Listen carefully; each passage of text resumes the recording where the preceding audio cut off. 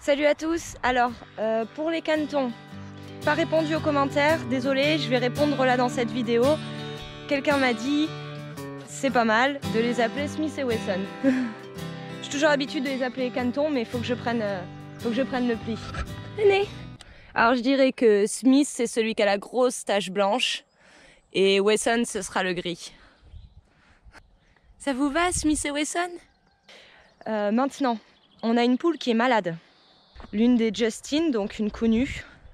Alors, il faut que je sorte le poulailler mobile et que je la mette dedans. Hier, elle avait l'air pas trop en forme, elle se tenait la queue vers le bas. Quand une poule se tient la queue vers le bas, souvent c'est qu'il y a un problème. J'ai pas réussi à l'attraper, mais je vais l'attraper maintenant. D'abord, il faut que j'ouvre la serre, que j'enlève les tunnels. Alors, on m'a demandé aussi ce que c'était comme voile. C'est du tunnel de forçage. Donc, c'est pas du voile d'hivernage, c'est du plastique. Cette année, j'utilise ça plus que le voile d'hivernage, puisque mes voiles sont un peu vieux maintenant. Ils commencent à être pleins de terre, à être assez opaques. Alors que le plastique, dès que c'est mouillé, c'est nettoyé. Pendant une semaine, je vais pas avoir besoin de couvrir et découvrir le potager. Cette nuit, c'est descendu à -1, mais à partir d'aujourd'hui, ça descendra pas en dessous de 6 degrés.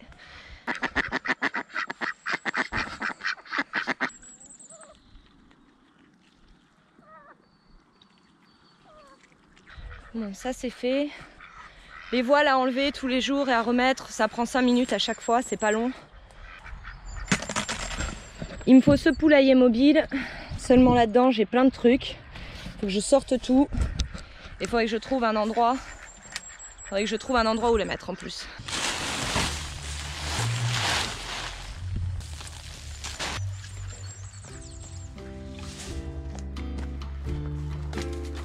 Bon, maintenant il faut que je le transporte.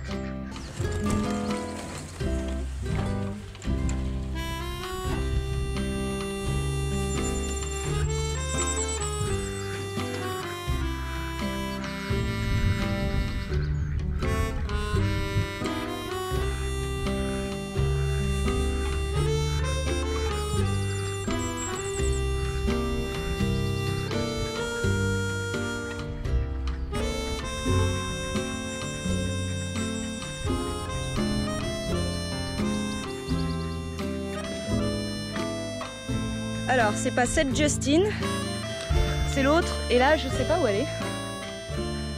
Je crois que je vais l'installer ici. Voilà, le sol est bien plat. Il n'y a pas vraiment de trou en dessous.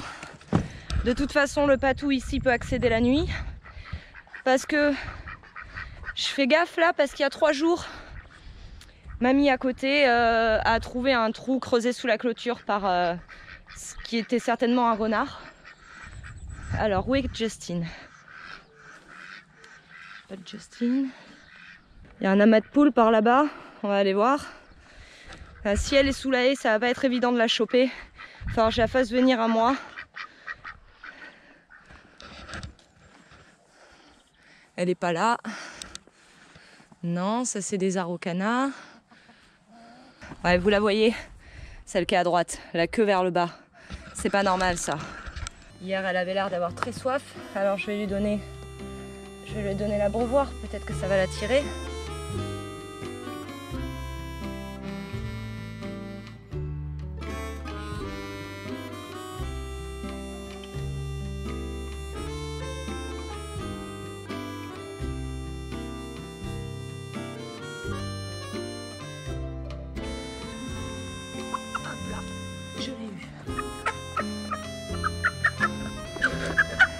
Alors regardez là, vous avez vu sa crête comme elle pend sur le côté? Sa crête est toujours un peu tombée sur le côté, mais là elle est vraiment plate. Il y a un problème, elle devrait pas avoir la crête comme ça. Elle se tient les ailes semi-ouvertes. Vraiment, elle va pas bien, ça se voit. Hein. On va vérifier si on n'a pas des parasites externes déjà.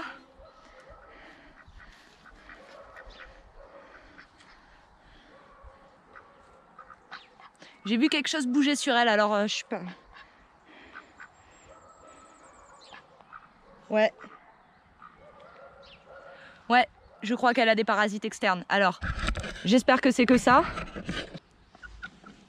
Voilà. Je vais lui apporter de l'eau. Et je vais lui faire moi-même un bain de cendre, de bois. Je vais lui en passer sur le corps.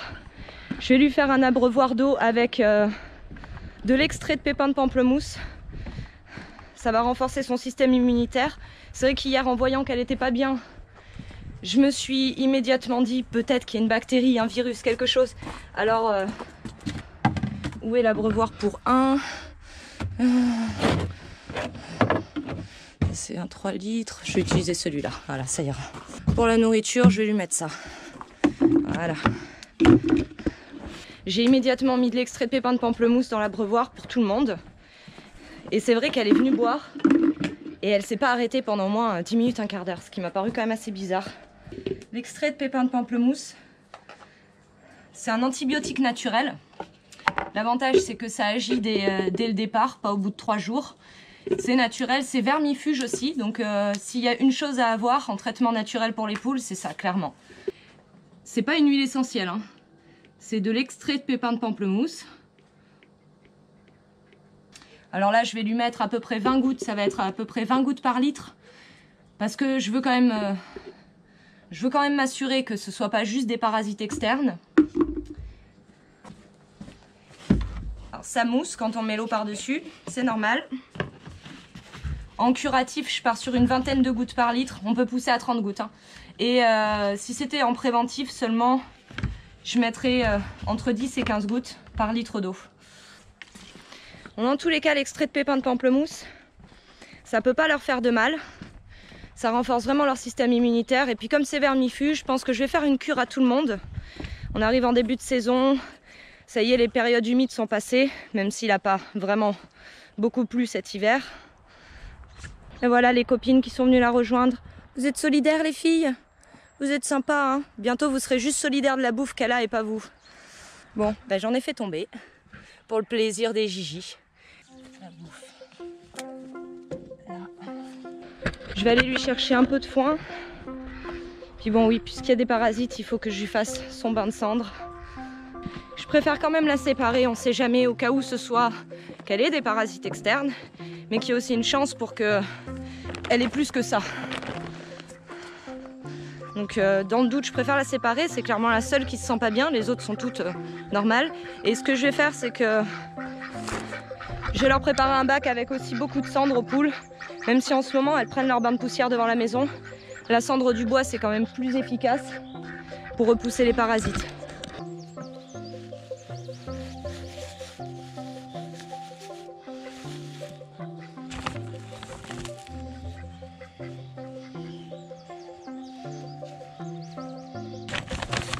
Sanjay.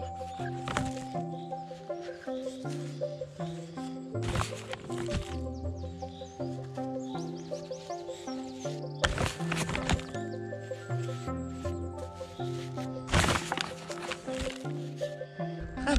Bon, elle se secoura toute seule. Pour l'instant, je vois pas trop ce que je peux faire de plus.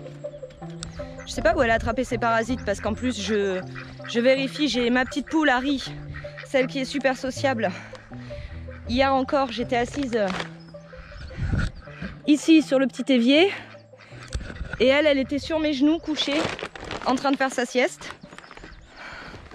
Donc j'ai vérifié son plumage et je vois rien du tout sur elle. Ça me paraît bizarre que Justine en ait pas les autres, au point par exemple que ça la rende si mal. Ça me paraît très louche. Donc je pense qu'il y a des chances qu'il y ait autre chose. Ça peut très bien être une convergence de plusieurs éléments de toute façon. Bon, elle a de la nourriture pour poussin, il y a plus de protéines, ça peut lui faire du bien aussi. Et elle a de l'eau avec de l'extrait de pépins de pamplemousse.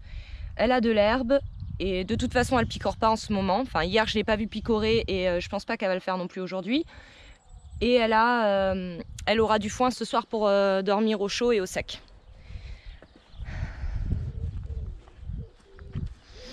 Maintenant, à voir ce soir comment elle va, si ça va mieux. Et surtout demain matin, passé 24 heures déjà, je pourrai avoir une bonne idée de... Peut-être déjà plus une idée de ce qu'elle a. il faut que j'arrose maintenant. Alors je voulais vous montrer les épinards. Ça repousse à une vitesse folle. Je les ai récoltés, ces plants d'épinards, il y a à peu près une semaine, je dirais 6 jours. J'ai récolté 2 grosses poches, ce qui nous a fait 2 repas à 2. Et là, ben, il est temps déjà d'en récolter à nouveau. Ça qui est top avec les épinards, c'est le légume, si je ne me trompe pas, qui demande le moins de lumière, ou au moins l'un des légumes qui demande le moins de lumière. Et donc dès que on commence à gagner des heures de jour, ça pousse à une vitesse folle, ça explose. Alors, j'ai semé encore des légumes dans le potager. Donc, ici, j'ai semé des betteraves jaunes. Au milieu, c'est des laitues. Et au bout du rang, c'est des côtes de blettes. Et sur ce rang-ci, l'intégralité de ce rang, c'est des carottes. Carottes orange, c'est chantenay à cœur rouge, si je ne me trompe pas. Apparemment, une bonne carotte pour la conservation.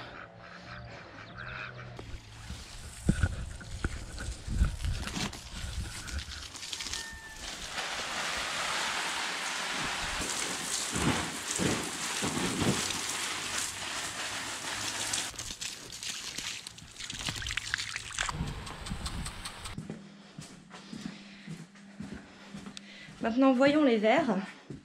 Alors, ben les vers, ça a l'air d'aller.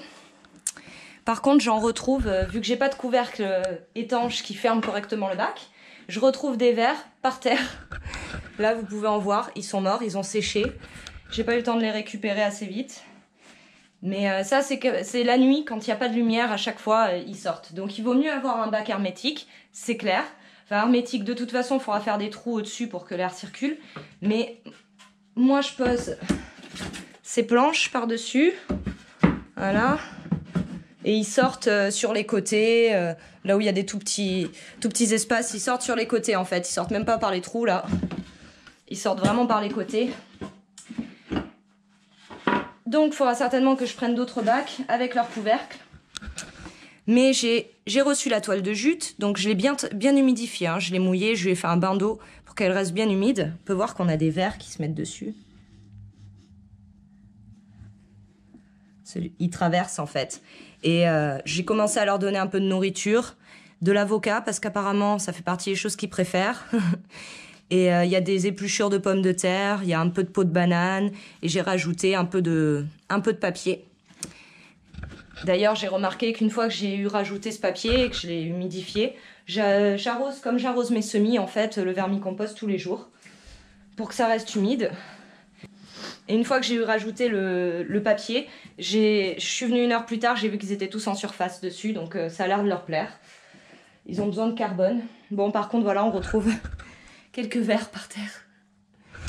Mais j'ai passé la main en dessous et il y a énormément de vers dans le compost à l'intérieur, donc il n'y a pas de problème. L'avantage du vermicompost, même si on a les poules, parce que c'est vrai que les poules peuvent quasiment tout manger, mais elles ne mangent pas la peau des avocats, elles ne mangent pas la peau des courges, comme celle-ci par exemple. Elles ne mangent pas non plus les peaux de banane, les peaux de pommes de terre, peaux d'avocat, peaux de pastèque, de courge. Tout ça, elles ne les mangent pas. Elles ne mangent pas non plus les grosses feuilles de choux quand je récolte les choux. Puis l'avantage des vers, c'est que je peux leur donner les feuilles de sopalin. Ça faisait partie des déchets qui m'embêtaient. Mais je suis clairement pas prête à passer aux serviettes en tissu. Je le dis.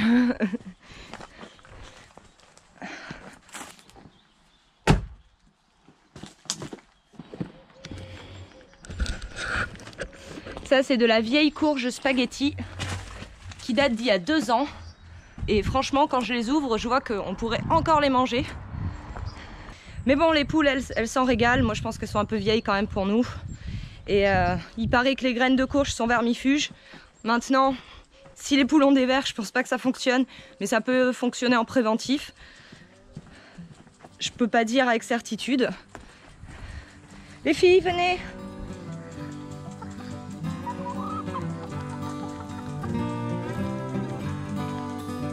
Regardez, elles vont d'abord sur les pépins.